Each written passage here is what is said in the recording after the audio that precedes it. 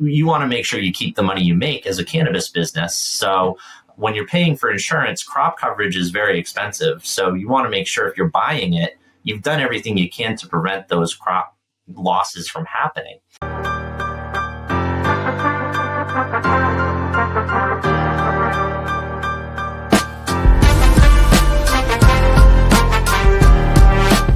Welcome to How to Flourish in Cannabis. I'm your host, Brian Weber. Our topic today, 5 must-have pieces of insurance for your cannabis business.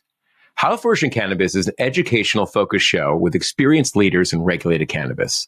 Our guests have a wide range of industry experience from law, insurance, real estate, and an expert today, cannabis insurance, one of the core 4. No pitches here. This is designed to be a masterclass in regulated cannabis. How to Flourish in Cannabis is our effort to elevate and educate. Today, I am super excited to have Michael DeNault, Cannabis Practice Executive at World Insurance. Michael's been in cannabis since 2018, so it's 6 years right now for those of you who can do quick math at home. Michael, thank you for joining us today. I really appreciate it. I go to the shows, I talk to insurance executives there, I talk to a lot of our operators. Insurance is a lot, and especially within cannabis industry, there's different things that you need and limited carriers and suppliers to get them from. So today I'm having Michael on to demystify a lot of this and go over 5 core pieces of cannabis insurance that you need to have for your business. So Michael, I've known you for a bit. If you can give the audience a little bit of background on how you got into insurance and cannabis business and all these things of why we're here today. Definitely. Brian, thank you so much for having me on. This is such a talked about show. It was a pleasure to receive the invitation. Not to go too far in depth, but I got into cannabis insurance just because it was that time of the industry's evolving nature in Massachusetts. 2018 was a hot and heavy time for cannabis in Massachusetts when all these new businesses were opening up.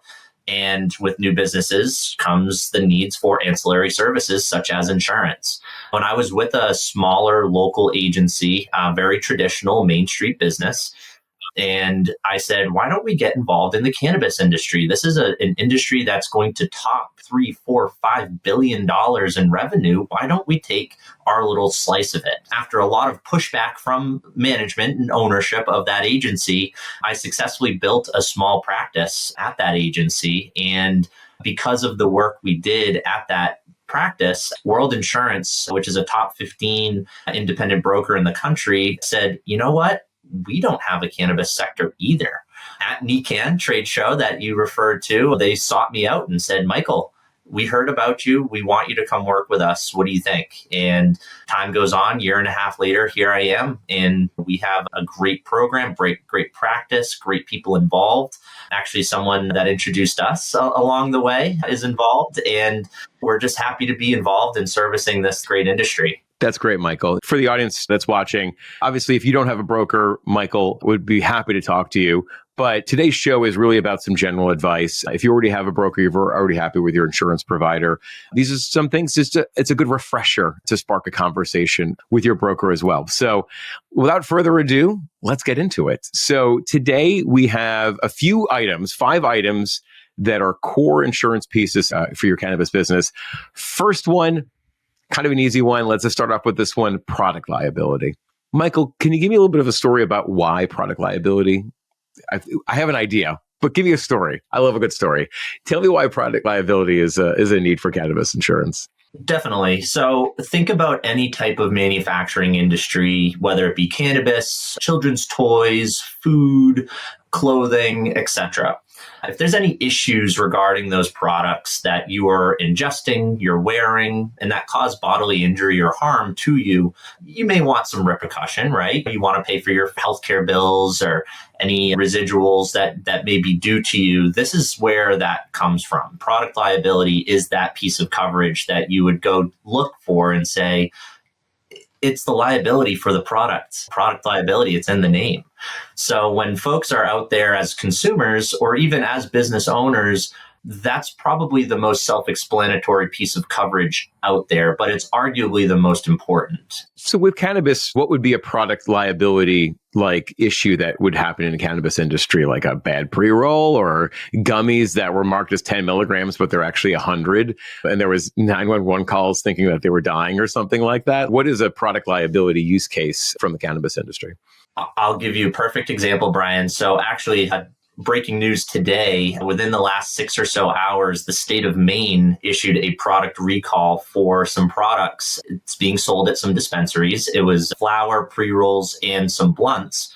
They were recalled off the shelves because the mandatory testing that these products have to go through, they came up positive for bacteria, yeast, and mold. So obviously not stuff you want to be putting in your body. When it comes to product recall or product withdrawal, such as this situation, product liability has a subsection where you can add on this coverage, this product recall or product withdrawal coverage, to cover the cost of getting those products into an isolation zone or talking with a third-party transportation company to pick up those products and bring them back to your facility, or even destroy those products if the state mandates it. That is a very live piece of coverage example that operators out there that are listening to this may seem useful. That's just one portion. You actually mentioned mislabeling your product. So if something has a higher THC level or different cannabinoids or terpenes that may affect people differently, that's another example where product liability can get involved and either pay out damages to the consumer or protect the operator if a lawsuit's filed. Yeah, definitely. And cost of lawsuits on that one. So that's a good summary point, though. So it could protect you from basically the risks of selling these products is really just the summary point on that. What would be a good action item for especially, assuming this is more geared toward brands and manufacturers than for retailers, because they would have the product liability on that, maybe not the retailer themselves if they didn't manufacture it. Is that correct? Partially. Although the retailers and some of these business to consumer delivery operators may not be specifically responsible for the product going bad per se, the product liability coverage will help them in the event of a lawsuit. Because if you think about it, if you and I go to a dispensary and we buy a product not made by the dispensary in a vertically integrated operation, we're probably going to name the dispensary in a lawsuit because we don't really know all the back end information about who touched it from the time it was a seed all the way through the time it became a pre-roll. It could have passed hands 2-3 times since then. So every operator along the way needs to have this type of coverage, including the testing labs themselves. Oh, I could imagine, because they're the most palpable on that. The retailer has a sealed package that they're not touching. The lab is the one who's doing that work. So I can imagine that's a rather large line item on their insurances. Along with their D&O. So this coverage is dictated by sales. So the more you're selling, obviously the better you're doing, but the more it's going to cost for product liability for that higher exposure. So something that you can do as a cannabis business owner is talk with your broker, make sure this coverage is listed on your policy, and more importantly, make sure it's listed accurately, because a lot of folks get hit with these massive audits. Cash flow is a number one issue with cannabis operators today. So making sure that the coverage is on there and that it's listed appropriately is a big action item. That's a great one. The next point we have here, and I think this one's actually very vertically specific, is crop coverage. I'm assuming that's mainly sold to the cultivators and growers of the cannabis industry. Yeah, absolutely. Hit the nail on the head. Good. Easy guess on that one. You had mentioned bacteria earlier. I know there's fungus and pathogens and so many other things. The next one we have up is crop coverage. And I could see that this one's a little bit more specific toward our cultivators that are out there. I'm sure you have tons of stories of this, but can you share one with me about an instance where crop coverage comes in handy? Definitely. So we had a situation a few years back with crop coverage. A client of ours filed a claim, and the claim consisted of a winter storm and ice here in Massachusetts. And they were out in Western Mass, out in the foothills of the White Mountains. So think of nasty, nasty weather coming in from all angles in the summer and the winter. Big ice storm came through, knocked down a mini split, which knocked out another mini split. Before you knew it, the inside of this grow room was 95 degrees and 97% humidity for 3 days. So as you can imagine, the owners of the facility put in a claim to get reimbursed for this.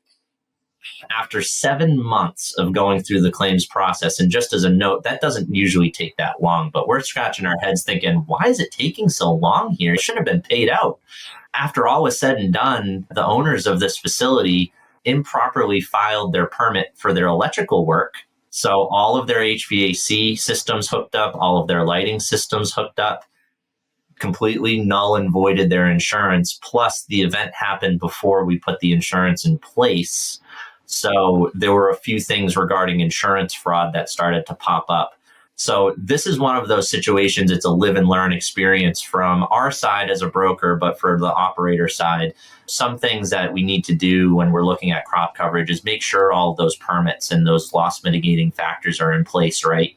You want to make sure you keep the money you make as a cannabis business. So when you're paying for insurance, crop coverage is very expensive. So you want to make sure if you're buying it, you've done everything you can to prevent those crop losses from happening.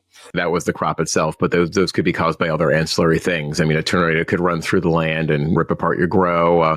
What other things would they cover? I'm thinking some obvious things, but you know this better than most, so I'll ask you for the details. Think of any acts of God, any torrential downpours and water damage, fires, wind and hail.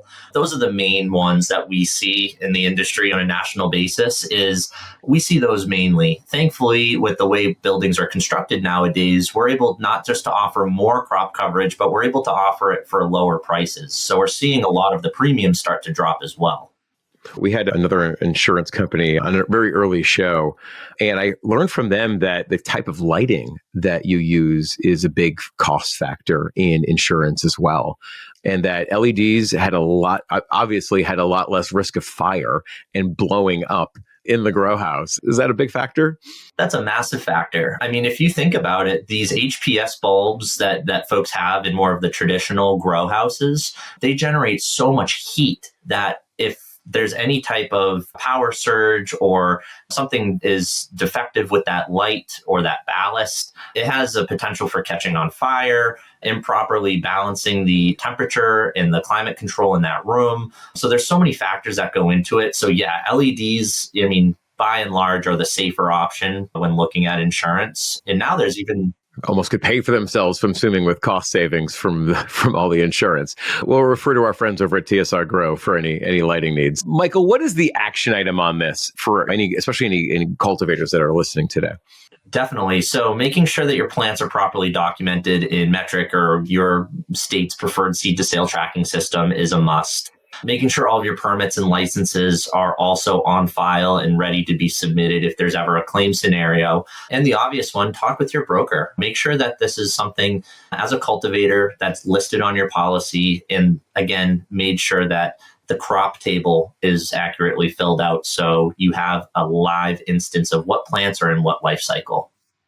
That's a really good piece of information on that one, because we don't want to have any claims thrown out for being too early or too late or not accurate. So exactly. If you're paying for it, make sure you do it right. This one seems like a very obvious one to me as well, and very applicable to all operators within the space. But employment practices liability. I get what that means, but I always love a for instance. Michael, give me a story. Definitely. So story out of California dispensary, more specific. I won't name the company name, but an employee or former employee sued the dispensary for wrongful termination based on their age and for having a hostile work environment. So when that lawsuit went through, basically where EPLI or employment practices liability insurance came into play, this covered the legal costs for the dispensary when they were going through to show that we do care about this, but we're going to take the proper actions. And based on the court's ruling, it actually did pay out in favor of the employee. Now, on top of that, EPL, the policy itself, took one step further and said, we will actually help you with your risk management and risk mitigation processes after the court made their filing. So it helped with implementation programs for workplace training, discrimination training. And the purpose of doing that from the insurance company standpoint is they don't want any more claims moving forward. Yeah, it prevents future loss. That seems like a very easy feedback cycle on that one to figure out. What are some things, I mean, obviously we didn't go into details of this particular instance, but you had noted here discrimination, wrongful termination, sexual harassment, retaliation. Those are all those annual compliance things that you go through of do you have this policy? Have they been trained on it? There's a checkbox on this. And hopefully if they didn't know these things, that they were educated on these things.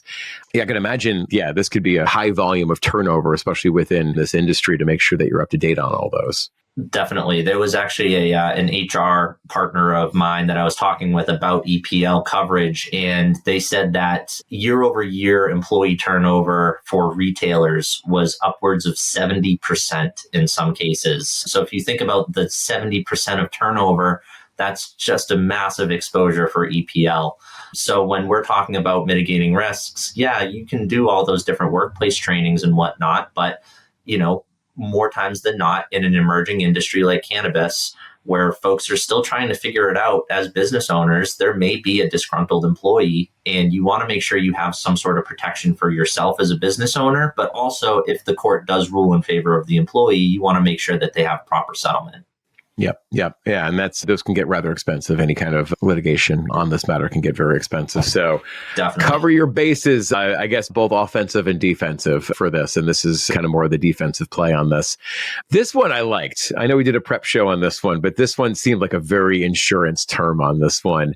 Tenants, betterments, and improvements. I love this one. You had shared early on that it's not just for rental properties, but by and large is there. Share with me a story, please.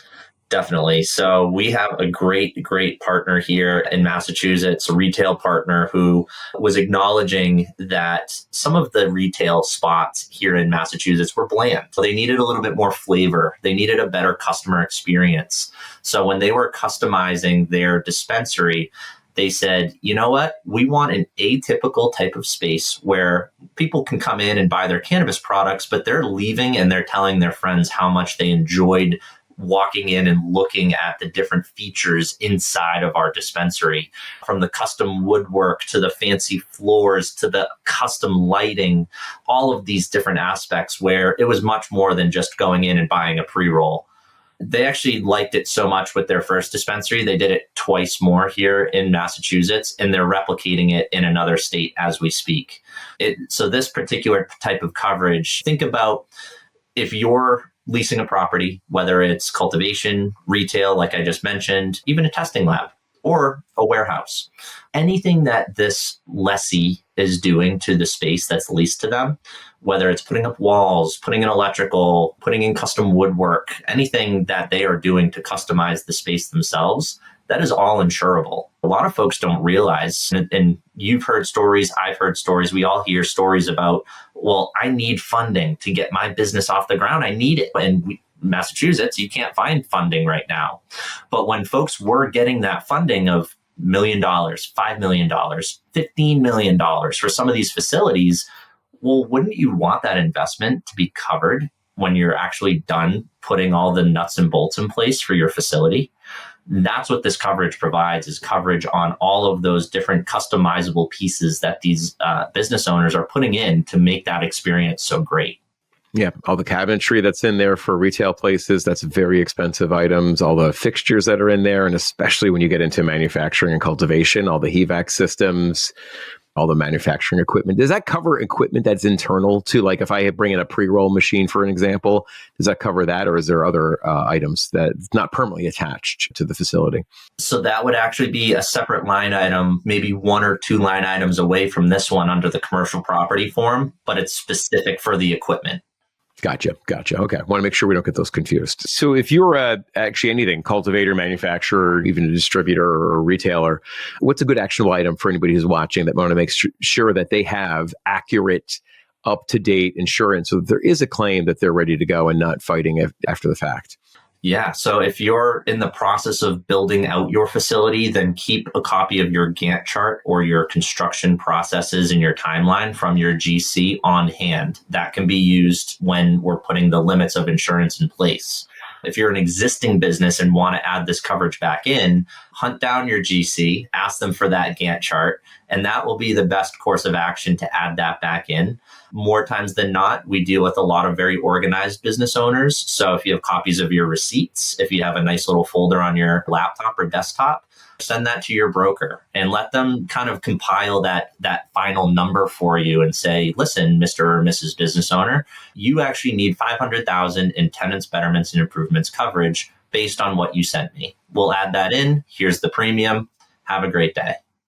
Got it. Got it. That's a really easy thing to do, and it helps to be organized. So it pays to be organized for those. So the last one I'm familiar with, I ran a business for many years. We have an HOA. We've had this on here. And it makes a lot of sense within this. But obviously, this industry can span from a small mom and pop, one location storefront, all the way up to larger MSOs.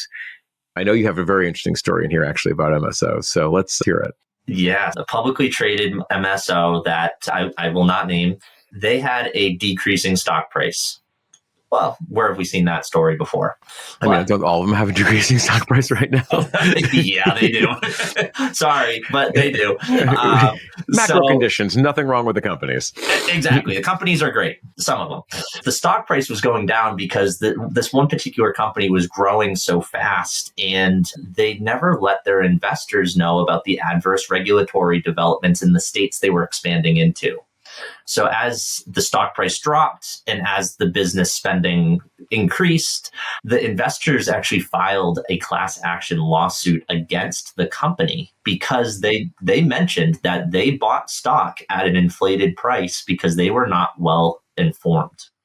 So think about that. And this is an MSO, but if we're talking about smaller groups, right? Like a lot of the groups that we work with that we know personally, they'll bring in family members as investors or friends, or maybe a couple of outside smaller investment groups. Same principles would apply here, but this MSO is being used as the example.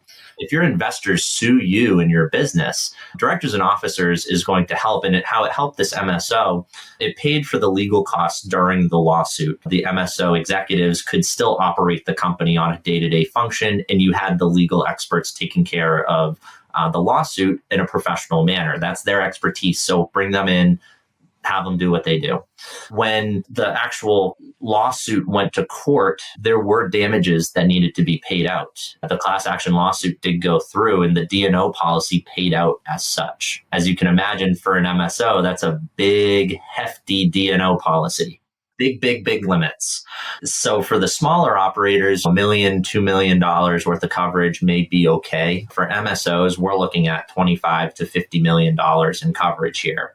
But with the D&O in place, it actually surprisingly reassured the investors that the executives took the right measures to protect their investment, because the investors had to remember, although we're suing the company, we're also still invested in owners. We don't want to see the business fail, but we want to be paid out because we bought inflated stock prices.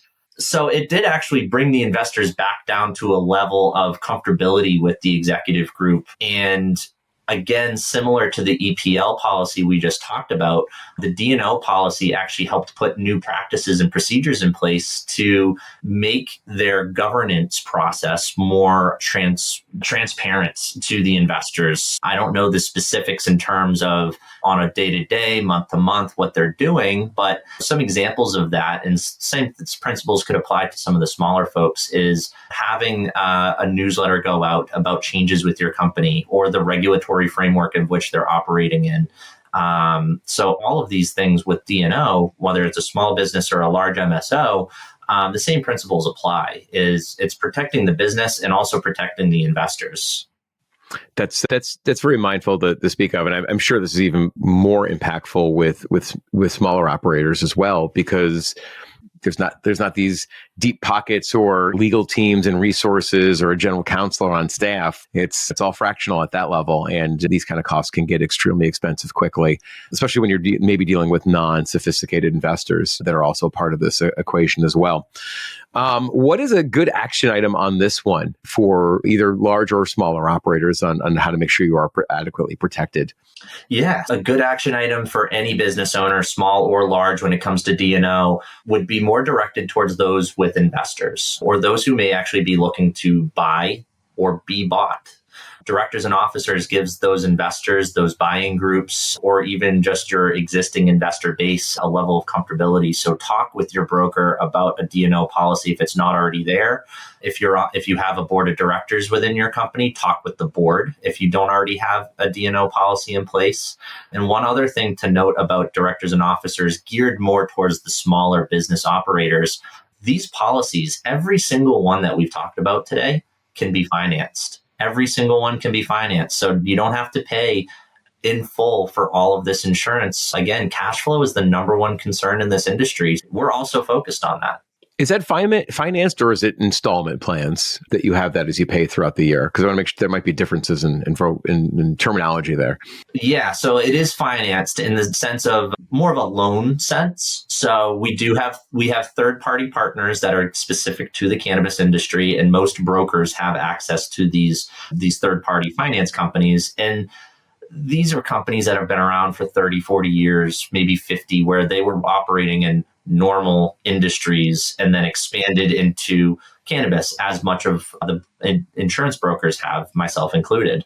So when it's D&O, EPL, product liability, etc., all of these policies can be financed. But the number one kind of takeaway from talking about these is talk with your broker, if you haven't already, about all of these different pieces of coverage, because these are the top 5 pieces that every business should have in place. That is some great takeaway on that one. Michael, I really appreciate you coming on and kind of extrapolating on and expanding upon some of these conversations. And obviously, anybody who's watching at home or wherever you are, like the show if this was any value to you, and leave some comments in the YouTube video. I'd love to have Michael back on, and we can get very specific to different verticals, whether it's retail, manufacturing, or cultivation, to go deep dives on each of those as this expands. But this has been really informative today. And I know insurance can be like a dry topic, but it's rather important to protect your assets, protect yourselves, to protect your business and your investors. So I don't think that's boring at all. I think that's actually quite fascinating. And I appreciate you coming on here to be able to educate us for that. Michael, if anybody's watching today and they don't love their broker, or they're looking for a second opinion, or they want to get more information, about what you guys do and some of the offerings that you guys have, or where can they find you? What's the best way to connect? Best way to find me would be on LinkedIn. Very active, interacting and posting. All of my contact information is also on LinkedIn, or you can visit the World Insurance Associates webpage. Find me on the Cannabis page. I'm right there. You can send me an email or call me right from the website. It's very interactive, and we're only getting started, so there'll be more to come. And I'm sure we'll be seeing you again soon, whether here on the podcast or out at the next event.